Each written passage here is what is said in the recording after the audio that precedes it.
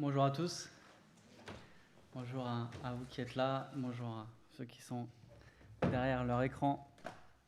Un plaisir encore ce matin de venir écouter sa voix. Vous venez de raccrocher, vous étiez avec Louis au téléphone. Louis ne venait plus depuis un certain temps et plus que ça, il semblait s'être éloigné de la foi, s'être éloigné de Dieu, presque avoir abandonné la foi. Et vous posez le téléphone et vous soupirez. Finalement, ça ne s'est pas si mal passé que ça. Même Louis semblait content d'avoir pu vous parler, puis vous avez pu échanger normalement, sans malaise. Vous lui avez rappelé que vous pensez à lui, que vous l'aimez, que vous priez pour lui, vous et votre groupe de maison. Et il a dit merci. C'est vrai que c'était un petit merci, mais c'était un merci sincère. Au début, vous n'osiez pas trop, mais avec un peu de courage, finalement, vous l'avez invité à ouvrir la Bible.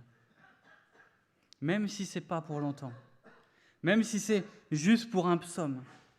Et vous l'avez invité à le faire en priant que Dieu lui parle par sa parole. Et vous lui avez rappelé que Dieu est bon, malgré les épreuves. Même que Dieu est bon dans les épreuves, que ses promesses sont là, qu'il est fidèle. Il a écouté gentiment. Au final, vous ne savez pas trop ce qu'il en pense. Il est passé à autre chose assez vite. Mais vous avez raccroché et finalement, ça s'est pas si mal passé que ça. Il a même accepté que vous passiez le voir. Mais après quelques minutes, il y a une question qui taraude votre esprit. Une question qui vous rend nerveux et vous tend tout entier. Et si au fond, Louis n'était pas vraiment chrétien? C'est vrai qu'il venait avec joie au culte, c'est vrai qu'il venait avec joie au groupe de maison. Mais cette attitude qu'il a depuis toute l'année dernière et qui dure, vous oblige à vous poser la question. Et si Louis n'avait qu'une foi superficielle? Et jusqu'ici, vous n'avez jamais pensé à ça. C'était même hors de question. C'était normal et ça allait de soi que cette situation dans laquelle il était n'était que passagère, juste une période sans. Mais aujourd'hui, après cet appel, et en y repensant, vous vous posez vraiment la question. Est-ce que Louis est en train d'abandonner la foi ou est-ce qu'il ne l'a jamais eue? Et tout d'un coup, la perspective d'aller le visiter prend une autre tournure. Qu'est-ce que vous allez lui dire? Qu'est-ce que vous allez lui dire? Ce matin, je vous propose que le message du texte qu'on a lu, Hébreux 3 et 4, ce soit le suivant. Exhortons-nous à garder les yeux fixés sur Jésus qui nous conduit vers le repos. Exhortons-nous à garder les yeux fixés sur Jésus qui nous conduit vers le repos. En d'autres termes, le but de l'auteur dans le passage de ce matin, c'est d'encourager ses lecteurs à persévérer dans la foi pour entrer dans le repos de Dieu. Et alors, gardez vos Bibles ouvertes. Pour vous qui êtes ici, pour vous qui êtes à la maison, gardez vos Bibles ouvertes. Fréquemment, on va faire allusion à l'un ou l'autre verset. Regardez au début et à la fin du passage. Regardez au verset 1 du chapitre 3 et au verset 14 du chapitre 4. Je relis les deux. Ainsi donc, frères et sœurs saints, vous qui avez part à l'appel céleste, portez vos pensées sur l'apôtre et le grand prêtre de la foi que nous professons, Jésus-Christ. Verset 14 du chapitre 4. Ainsi, puisque nous avons un souverain grand prêtre qui a traversé le ciel, Jésus, le Fils de Dieu, restons fermement attachés à la foi que nous professons. On entend un écho au début et à la fin. Vous qui avez part à l'appel céleste, traversez le ciel, restons fermement attachés à la foi que nous professons, portez vos pensées sur l'apôtre et le grand prêtre de la foi que nous professons. On voit vraiment qu'il y a un seul message dans ces 2 chapitres. On se rappelle le passage précédent, l'auteur nous avait dépeint Jésus comme le précurseur, celui qui nous ouvre la voie vers la gloire. Ici, l'auteur nous dit, vous êtes en route vers le ciel et fixez vos regards sur celui qui a traversé le ciel. Nous sommes en route vers Dieu à la suite de celui qui nous a ouvert le chemin. C'est ce que l'auteur disait la dernière fois, s'il continue à nous dire ce matin.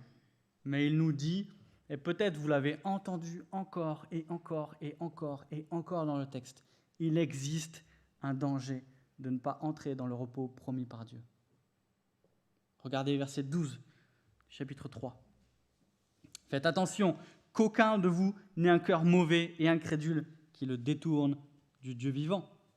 Verset 13. Qu'aucun de vous ne s'endurcisse, trompé par le péché. Verset 1 du chapitre 4. Redoutons donc que l'un de vous ne semble rester en arrière. Verset 11 du chapitre 4. Que personne ne tombe en donnant le même exemple de désobéissance. Il y a un avertissement qui est répété encore et encore et encore dans le passage. Aujourd'hui, si vous entendez sa voix, n'endurcissez pas votre cœur. Versets 7, 8, 12, 13, 14, 4, 6, encore et encore, c'est répété. Et là, si vous avez fait attention au passage que Guillaume nous a lu, vous avez vu qu'en fait, l'auteur de l'Épître aux Hébreux est en train de nous rappeler une parole qui a été prononcée dans les psaumes. Et que l'auteur des psaumes est en train de nous rapporter une parole qui a été rapportée par Moïse. Moïse avait dit au peuple, « Aujourd'hui, n'endurcissez pas votre cœur. » David redit la même chose à son époque, « Aujourd'hui, n'endurcissez pas votre cœur. » L'auteur de l'Épître aux Hébreux dit à ses lecteurs, « Aujourd'hui, si vous entendez sa voix, n'endurcissez pas votre cœur. » Et ce matin, nous disons, « Aujourd'hui, si vous entendez sa voix, n'endurcissez pas votre cœur. » Le message n'a pas changé. Alors pourquoi ceux qui étaient sortis d'Égypte ne sont pas entrés dans le repos de Dieu? Quand il dit ils n'ont pas entré dans le repos, ils ne sont pas rentrés dans le repos, ou alors ils n'entreront pas dans le repos, il est question du pays promis, du pays de Canaan. Pourquoi le peuple d'Israël n'est pas rentré dans le repos? Dans le livre des Nombres, Dieu répond « parce qu'ils n'ont pas écouté ma voix ». Parce qu'ils n'ont pas écouté ma voix. Et c'est pour ça que dans le passage, c'est « aujourd'hui, si vous entendez sa voix, vous qui avez entendu, encore et encore ». Et notre passage détaille, s'ils ne sont pas entrés dans le repos, regardez en 3,19, c'est à cause de leur incrédulité, à cause de leur désobéissance, juste avant. Et l'auteur souligne ici, l'incrédulité, le fait de ne pas croire, va toujours avec la désobéissance. Et finalement, il nous dit notre désobéissance témoigne toujours de notre manque de foi. Et il souligne un principe très simple. Ce que l'on fait reflète ce que l'on croit. Et le contexte, c'est quoi? On le rappelle, à ce moment-là, c'est-à-dire à la première fois que ces paroles sont prononcées, on est à la sortie d'Égypte, Dieu a délivré son peuple, et Dieu a promis de donner un pays, le pays de Canaan, à son peuple.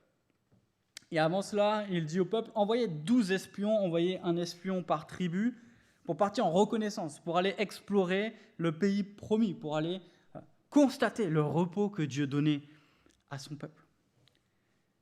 Mais à leur retour, sur les 12 espions qui étaient partis, on a 10 qui découragent le peuple et qui disent « Oui, c'est vrai, le pays est magnifique. Oui, c'est vrai, il y a plein de bonnes choses.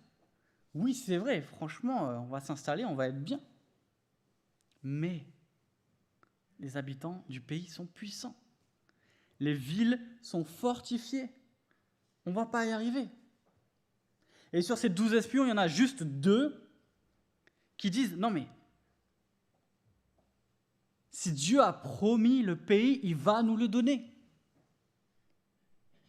Dieu nous a demandé d'y aller avec la foi qu'il nous donnera ce qu'il nous a promis. » La suite, on la connaît.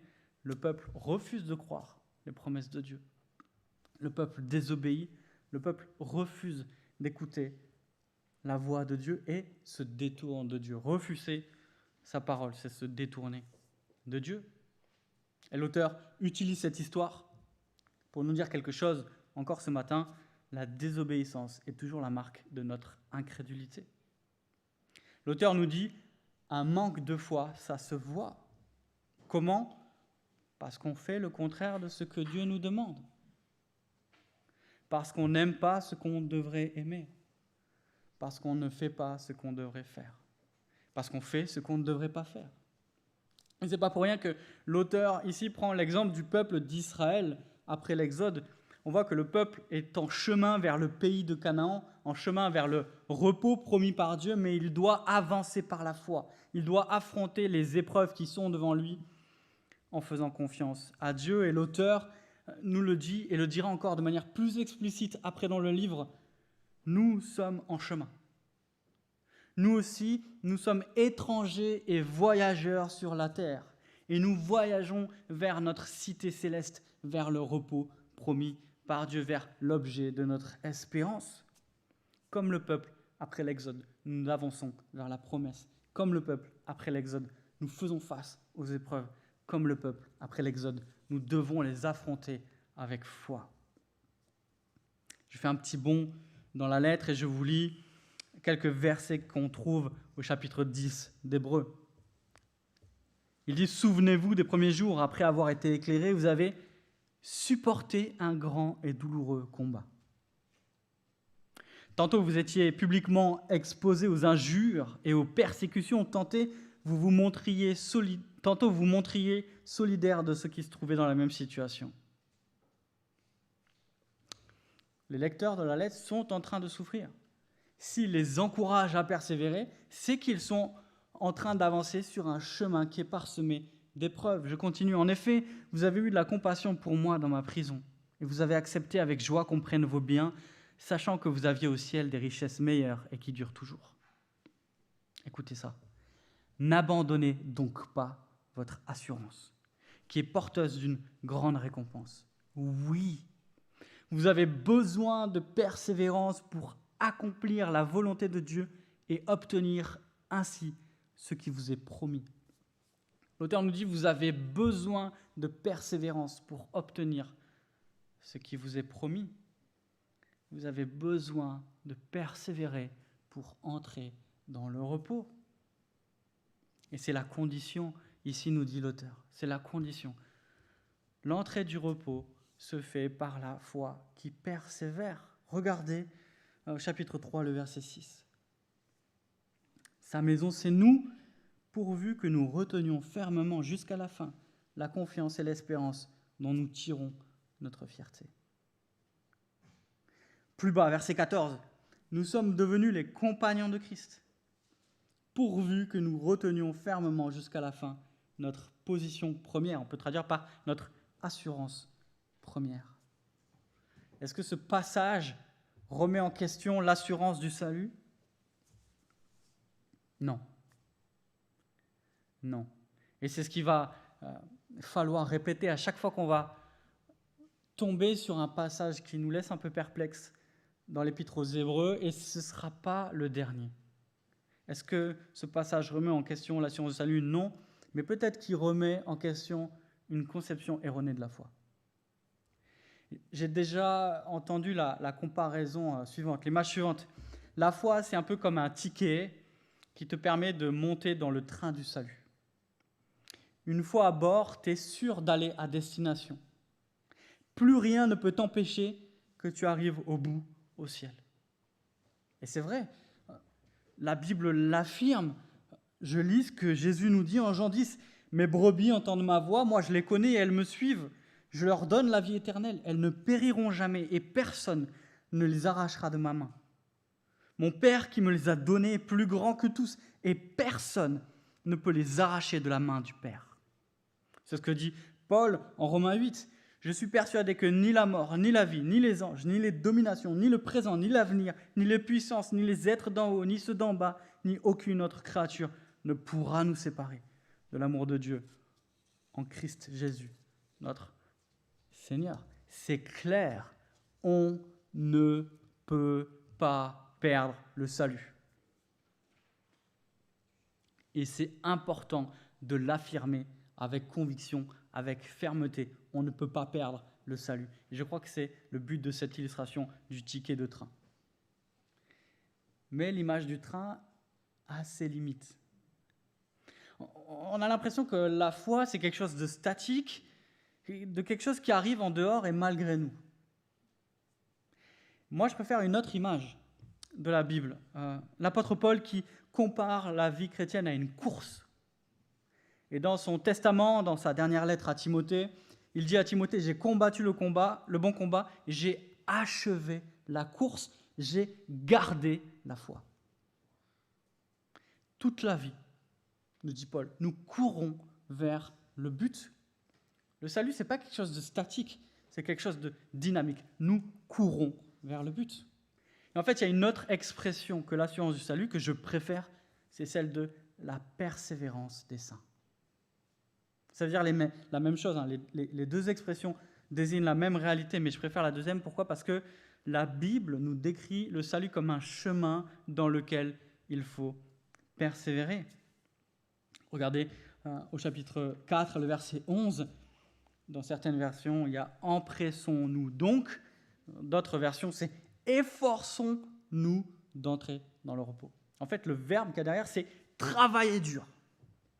Faites tous vos efforts. C'est la même idée dans l'Épître aux Philippiens au chapitre 2 quand Paul il dit « Mettez en œuvre votre salut, travaillez à votre salut ». Deuxième question, est-ce qu'on est là devant un salut par les œuvres ? Est-ce qu'on est en train de remettre en question le fondement de notre foi ? Un des piliers de la réforme protestante. Pas du tout. On parle de la foi qui persévère, on parle de la foi qui porte du fruit. La persévérance fait partie de la foi. Il n'y a pas de foi sans persévérance. Une foi authentique, c'est une foi qui persévère. Et ici, l'auteur nous rappelle une vérité essentielle de la vie chrétienne. Une vérité qui, lorsqu'elle est vécue, change la vie d'une église.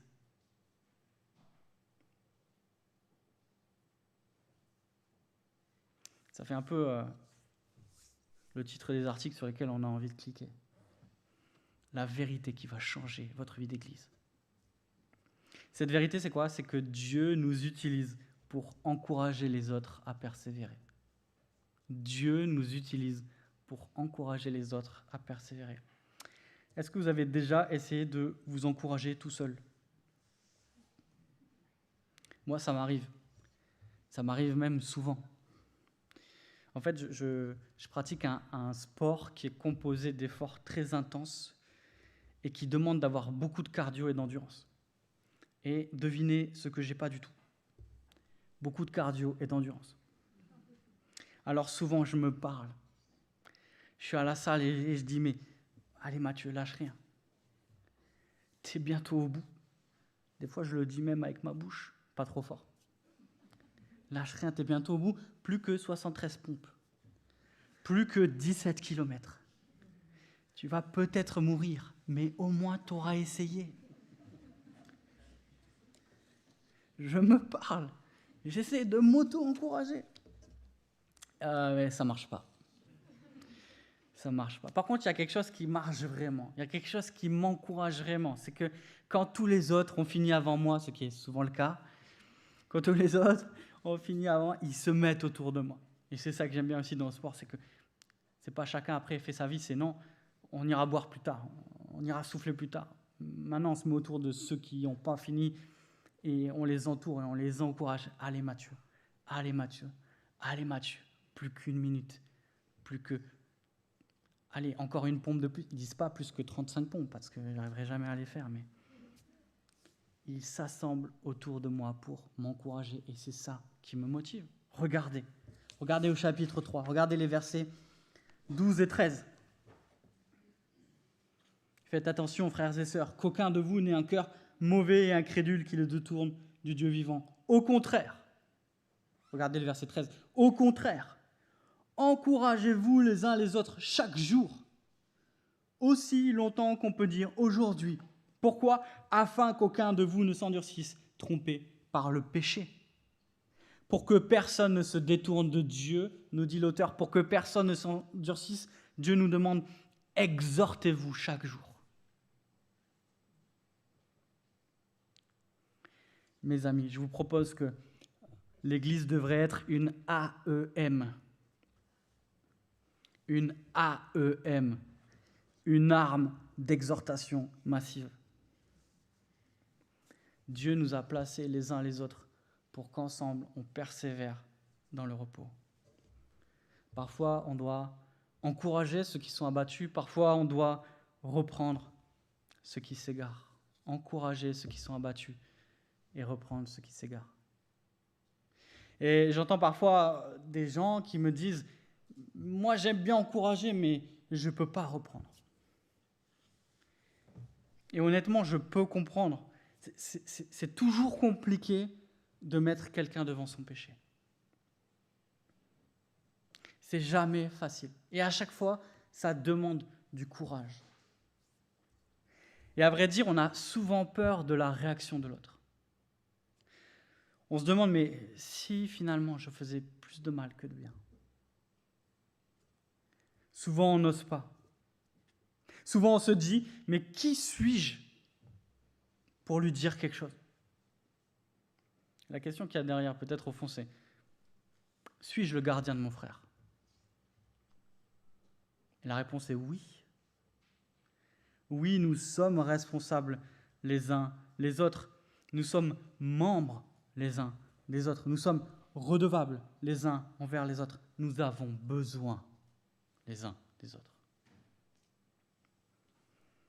Alors oui, nous devons reprendre avec humilité. Oui, ça demande de la douceur. Paul nous demande de redresser avec un esprit de douceur. Mais il y a quelque chose qui est très clair.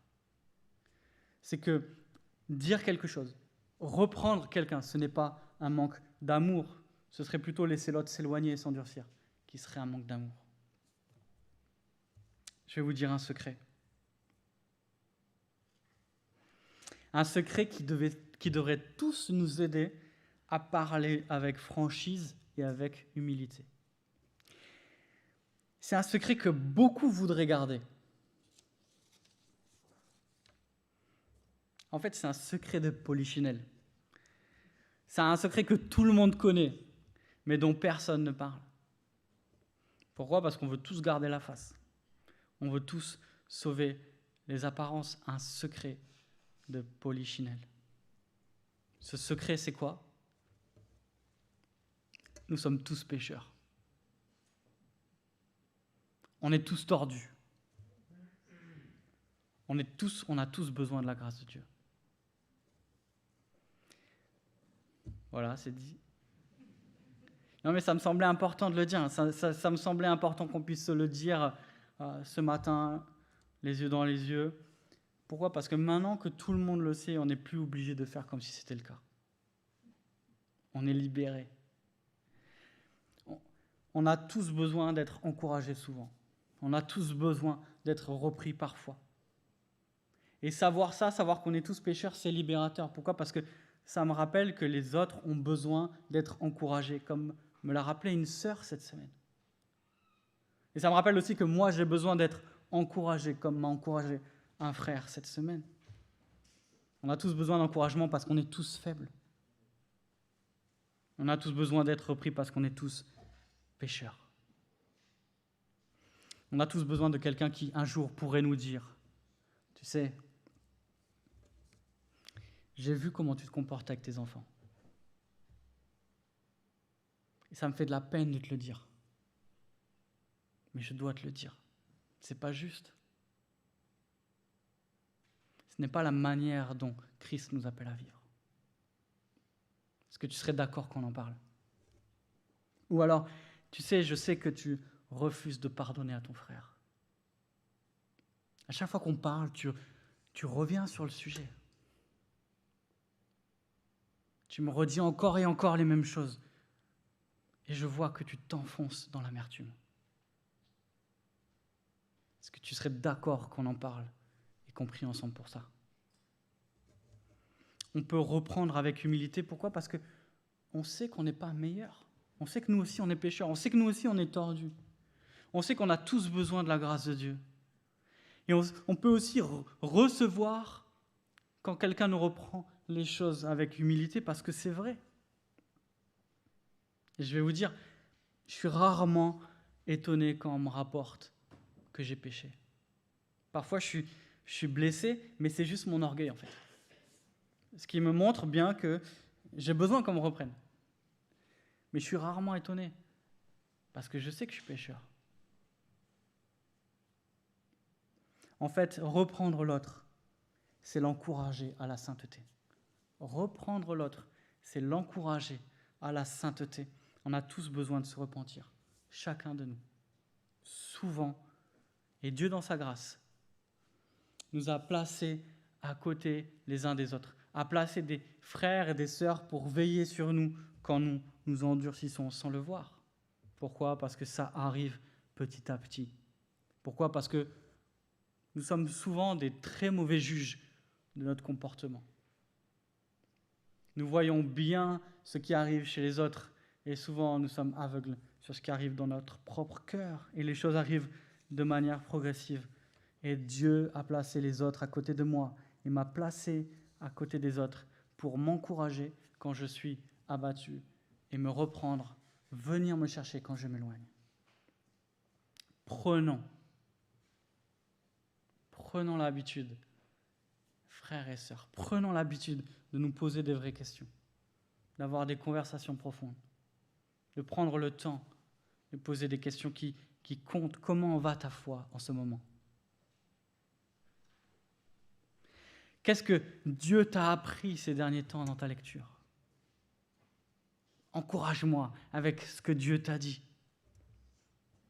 Qu'est-ce qui t'a encouragé dans la Bible? Laisse-moi te partager ce que j'ai vu cette semaine dans la parole. Comment je peux prier pour toi? Qu'est-ce qui est un obstacle pour toi en ce moment? Le passage se termine avec une exhortation à garder les yeux fixés sur Christ. Et là encore, on voit un écho avec le tout début du passage. Regardez, verset 1. « Portez vos pensées sur l'apôtre et le grand prêtre de la foi que nous professons Jésus-Christ. » Pourquoi? Verset 2. « Il est resté fidèle. » Il est resté fidèle. Retour à la fin du passage, verset 15, chapitre 4. « En effet, nous n'avons pas un grand prêtre incapable de compatir à nos faiblesses. Au contraire, il a été tenté en tout point comme nous, sans commettre de péché. » Jésus est notre modèle de fidélité. Et quand l'auteur ici nous dit « il a été tenté comme nous en tout point », je pense que derrière, il y a quelque chose de particulier auquel l'auteur pense. C'est la tentation de nous éloigner de Dieu sous la pression des souffrances extérieures. Dans la lettre, l'auteur associe souvent la tentation et la souffrance. Et on pense au jardin de Gethsémane. Et on voit derrière ces lignes la tentation d'abandonner la foi à cause de la souffrance. La tentation de rompre notre engagement envers Dieu. Et on se dit, Jésus est passé par là. Jésus a vécu cela. Jésus est resté fidèle.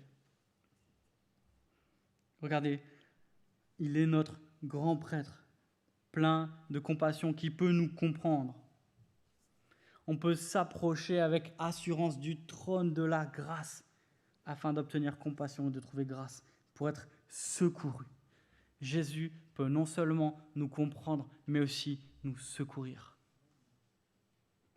Et qu'est-ce que ça veut dire? À quoi on devrait penser dès qu'on entend grand prêtre dans la lettre? On doit penser accès à Dieu. L'auteur nous dit, Jésus est celui par lequel nous pouvons avoir accès à Dieu. Parce que Christ s'est approché de nous, nous pouvons nous approcher de Dieu. On peut s'approcher de lui avec assurance et lui présenter nos requêtes. Ici, l'idée, c'est celle de la prière. On peut s'approcher de Dieu par Jésus parce que nous avons accès à Dieu et on peut le prier pour qu'il nous secoure et nous aide dans nos luttes. Lorsque le chemin est difficile, lorsque nous devons répondre avec foi aux difficultés qu'il y a sur le chemin qui nous emmène au repos. Et on va le voir, la lettre nous le rappelle, il n'y a pas de langue de bois. Marcher à la suite de Christ est difficile.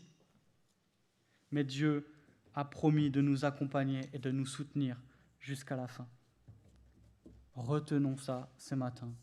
Exhortons-nous à garder les yeux fixés sur Jésus qui nous conduit vers le repos. Exhortons-nous à garder les yeux fixés sur Jésus qui nous conduit vers le repos. Vous ne savez pas ce que vous allez dire à Louis exactement. Vous n'avez pas une idée très précise encore. Vous devez encore prier, vous devez encore demander à Dieu de vous donner la sagesse. Mais une chose est sûre, vous allez l'exhorter à revenir à Dieu. Pourquoi? Parce que la promesse d'entrer dans le repos est toujours valable, nous dit le texte de ce matin. Aujourd'hui, le texte nous répète encore et encore et encore et encore. Aujourd'hui, si vous entendez sa voix, n'endurcissez pas votre cœur. Pourquoi? Parce qu'il y a encore la possibilité d'entrer dans le repos. Vous ne savez pas où Louis en est, mais vous savez une chose, c'est que pour accéder au repos, il faut passer de manière inexorable par la repentance et par la persévérance. Et une chose est sûre, vous allez lui rappeler la bonne nouvelle du repos de Dieu et vous allez prier pour qu'il n'endurcisse pas son cœur. Prions. Père céleste, Dieu plein de grâce, nous te prions car nous sommes faibles et bien souvent découragés. Nous sommes pécheurs et bien souvent révoltés. Mais nous nous présentons devant toi avec assurance, en comptant sur ta grâce et ta compassion. Seigneur, examine-nous, connais nos cœurs. Mets-nous à l'épreuve et connais nos pensées. Regarde si nous sommes sur une mauvaise voie et conduis-nous sur la voie de l'éternité. À toi, qui peux nous préserver de toute chute et nous faire paraître devant ta gloire irrépréhensible et dans l'allégresse. À Dieu seul, notre Sauveur, par Jésus-Christ notre Seigneur, soit gloire, majesté, force et puissance, dès avant tous les temps et maintenant et dans tous les siècles. Amen.